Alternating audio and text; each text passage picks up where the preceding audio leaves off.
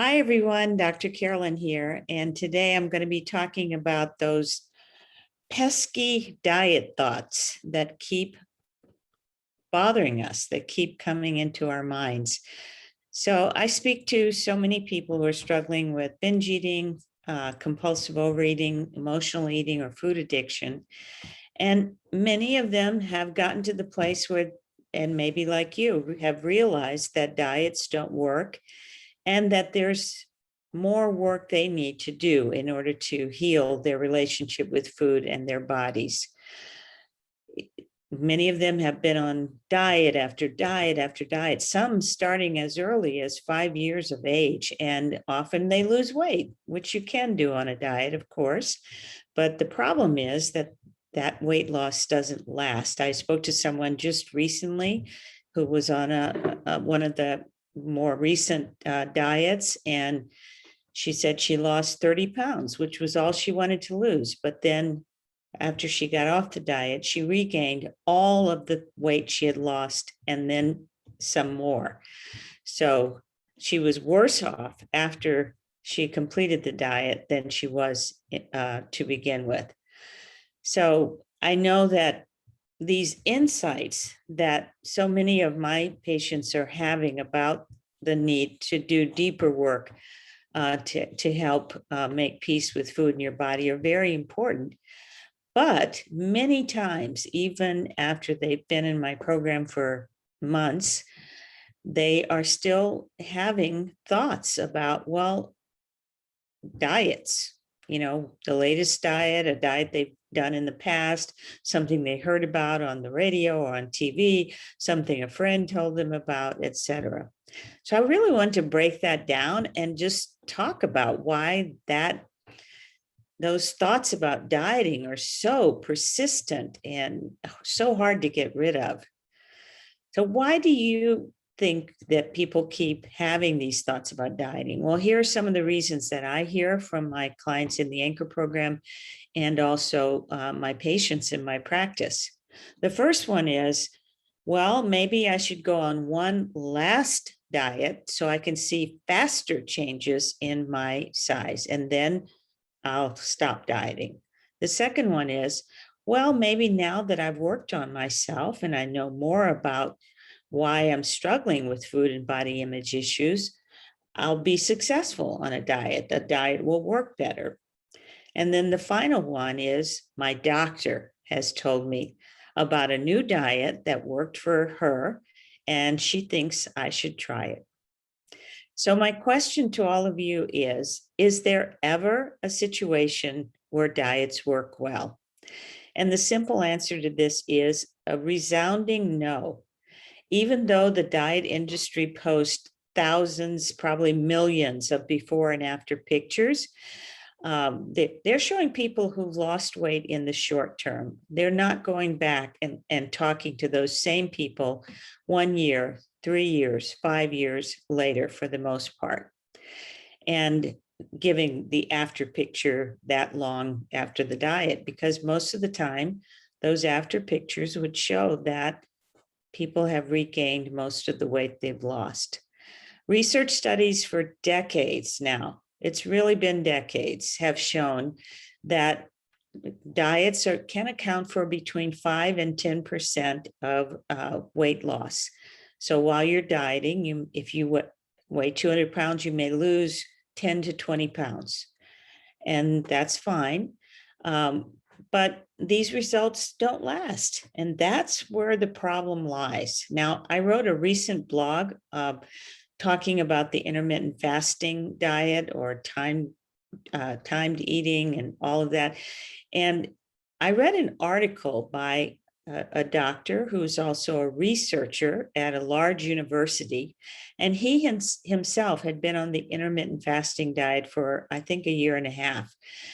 And then he did a research project on it. And lo and behold, in the research, his data did not show that the intermittent fasting diet was effective.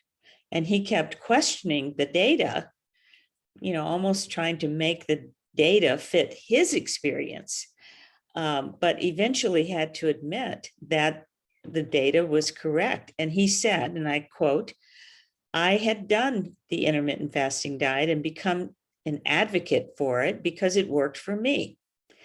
And he goes on to say, that's a good lesson. Just because it works for me doesn't mean it will work for everyone. And I think that bears repeating. Just because it works for me doesn't mean it'll work for everyone. And that's where we're stuck, because we see all of these pictures of people who supposedly the diet has worked for, whether it be keto or paleo or Weight Watchers or whatever. And then we think, well, if it worked for them, it's definitely going to work for me. If she or he can do it, so can I. And that's not true. So that's one of the biggest fallacies, that you can find a diet that would work for everyone. And that just isn't going to happen, because we're all so different metabolically, physiologically, in so many different ways. So despite the science, however, the dream of finding the perfect diet lives on. And I want to just talk about that in a kind of from a different point of view. So when this dream of finding the one good diet is examined more closely, you may find that beneath it is the desire to fit in, the desire to be connected, the desire to no longer be that person who's different from everybody else, who's the other, so to speak. It's a desire to feel comfortable in public spaces, that to be able to travel and not have to jam yourself into a tiny seat on an airplane. So this is a dream of belonging. And on that level, it is very understandable. Our society stigmatizes people who are different, making them feel devalued. So we know that, there are many impacts to weight stigmatization. And there's lots of articles and social media posts about that. There's even a movement, the Health at Every Size movement, which I'm a big supporter of and have been since the very beginning. So we really need to address weight stigma, because it makes people living in larger bodies feel like they are worthless, like they're a failure, and like it's their fault. And I think therein lies the second fallacy, that it is your fault that you are in the body you're in, that you are the size that you are. So numerous studies have shown that there are very powerful biological controls over our individual body size. Well, what does that mean for you? Well, it means you're not alone and it's not your fault. Society's messages, are the problem. It's not us that's the problem. It's the stigma that society and individuals in society put on us, saying that people living in larger bodies are failures, too lazy to exercise, et cetera, et cetera, et cetera. So one of the types of studies that's been done to show this thing, that numerous studies have supported that there are powerful biological controls over individual body size, are twin studies. So we know from studies of identical twins who were separated at birth that the twins end up with almost the identically same weight, even though they're living in different households, and the different households could have completely different diets, exercise regimens, raise their children completely different. But because they're twins, they end up with the same body size. And then there are children who were adopted, are almost always the same size as their biological parents, not their adoptive parents. So all of this information flies in the face of weight stigma promoted by our society, and the notion, the third big fallacy, which is that all you need to do is eat less and exercise more. It's just never going to be true. That is never going to be true. So weight-based stigma is widespread, and it's based on all of these false assumptions. And the bottom line is that, one of the false assumptions it's based on is, well, if we shame people living in larger bodies, then they're going to change their behaviors and they're going to lose weight. And actually, this weight stigma is associated with an increase. Now, I didn't say weight, I said weight stigma is associated with an increase in early death, in depression and anxiety, and because it causes more stress, it causes more out of control eating, not less. And it makes people afraid to go to the doctor because, medical professionals are the second biggest cause of weight stigma. And it also often causes people to be socially disconnected or isolated. So this widespread, another fallacy, assumption that stigmatizing people because of their size will motivate them to do something different is the opposite of the truth. In fact, there's a lot of evidence that shows that weight stigmatizing experiences promote weight gain over time.